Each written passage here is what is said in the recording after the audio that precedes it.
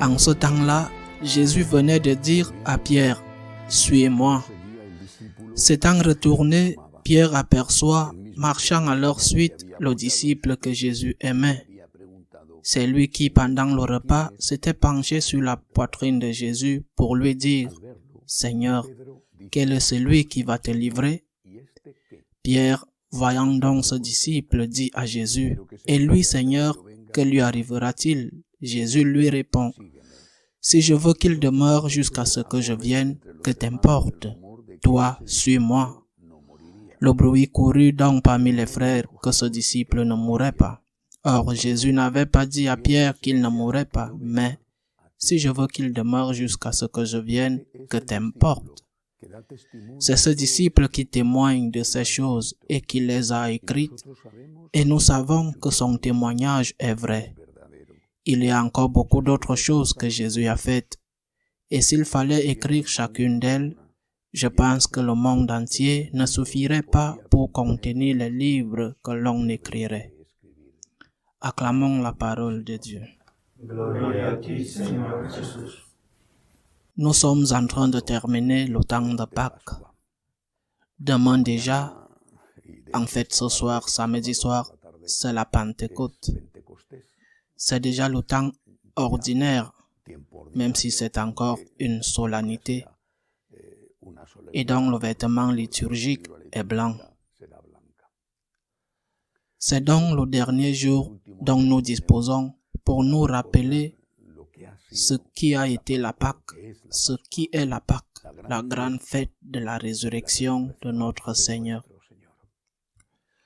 Le Christ est ressuscité. Ce n'est pas n'importe quoi.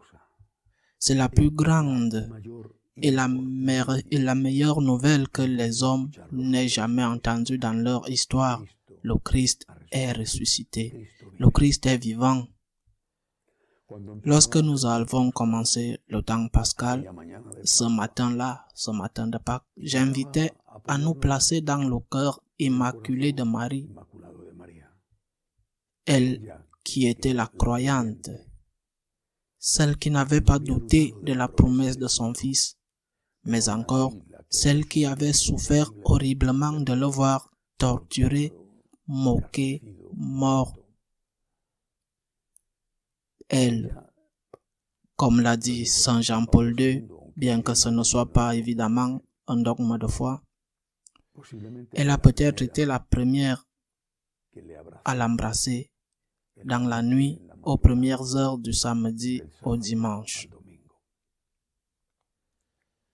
Elle s'est surtout réjouie parce que son fils était vivant, son fils, le fruit de ses entrailles, son fils qu'elle aimait tant. Elle s'est aussi réjouie parce que la victoire de son fils signifiait la victoire sur le péché, sur la mort. L'amour avait été crucifié le vendredi saint, avait apparemment été vaincu par le diable, par le mal. Mais le matin de Pâques, ce que la Vierge Marie tenait dans ses bras était son Fils. Et c'était l'amour vivant. Le bien triomphe toujours du mal, même si le mal gagne de nombreuses batailles. De plus, la résurrection du Christ représentait l'existence, sans le moindre doute, de la vie éternelle. Il y a vie éternelle. Il y a de l'espoir. La mort n'est pas la fin du chemin. Toutes nos larmes seront essuyées. Nos chagrins et nos angoisses sont déjà consolés. Et en ce dernier matin de Pâques, de cette année 2021, deuxième année de la peste, nous devons proclamer une fois de plus: le Christ est vivant. L'amour est plus fort que la haine et l'égoïsme, et il y a vie éternelle. Bien sûr, il ne s'agit pas d'un message de Pâques seulement.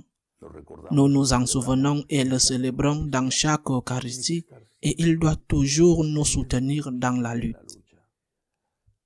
Le Christ est vivant. Il y a vie éternelle. L'amour est plus fort que la haine. Ceux qui brandissent le drapeau de la rancœur et de la vengeance ne gagneront pas. Aujourd'hui, l'Évangile apporte aussi un ajout particulier. Ce sont les dernières lignes de l'Évangile de Saint Jean. Et il faut se rappeler que Saint Jean l'a écrit déjà très vieux pour l'époque, entre 75 et 80 ans. Il y a des doutes de savoir s'il l'écrit à Éphèse ou déjà à Patmos. En tout cas, il est possible que la persécution de Domitien ait déjà éclaté. C'était la deuxième persécution après celle de Néron. Il voit les conséquences de cette persécution et aussi comment le gnosticisme, qui est une hérésie de cette époque-là, se répand dans les communautés chrétiennes. Et lui qui a proclamé que le Verbe s'est fait chair, n'hésite pas à dire que le Verbe a un cœur qui aime. Il y a un cœur qui bat, plein d'amour. Il dit qu'il était le disciple bien-aimé. C'est sûrement vrai. Nous ne pouvons pas dire cela. Nous n'avons pas connu Jésus.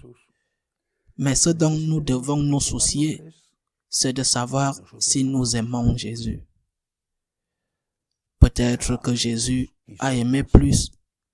Je ne dis pas qu'il n'a pas aimé les autres, mais qu'il a aimé plus Jean, parce que Jean l'a aussi aimé davantage, ou du moins d'une manière différente. Aimons Jésus. Aimons-le avec le cœur d'un ami, avec le cœur d'un fils, même avec le cœur d'une mère, comme Marie. Nous nous souvenons de sa Pâque, de sa résurrection, de son triomphe. Mais l'aimons-nous? La foi doit être unie à l'amour. Nous disons toujours notre prière avec laquelle je termine toujours la messe. Notre méthode de prière des franciscains de Marie, nous disons toujours « Jésus, j'ai confiance en toi » et nous ajoutons « Je t'aime ». Que ce soit le dernier mot de ce temps de Pâques. J'ai confiance en toi. J'ai confiance en toi. Sacré-Cœur de Jésus, en toi j'ai confiance. Miséricorde divine, j'ai confiance en toi. Jésus, je t'aime. Qu'il en soit ainsi.